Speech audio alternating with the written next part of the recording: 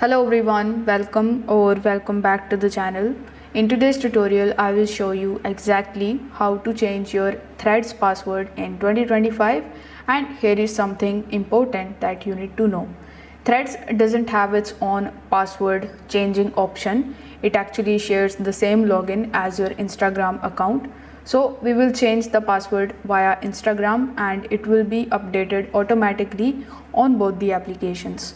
So first of all, you need to launch your Instagram mobile application and log in into that particular account, the password of which you want to change. Once this step is done, tap on your profile icon here in the bottom right hand corner of the screen. Now tap on these three lines in the top right hand corner and go to your account centers. In your account center, you will be able to see the option of password and security. So tap on password and security. Here you will see the option of change password. So tap on change password. Over here, select that particular Instagram account, the password of which you want to change. So I want to change the password of this particular account. So I'm gonna be tapping on it. Now it is going to ask you to first of all enter your current password, and only then you will be able to create a new password for your account.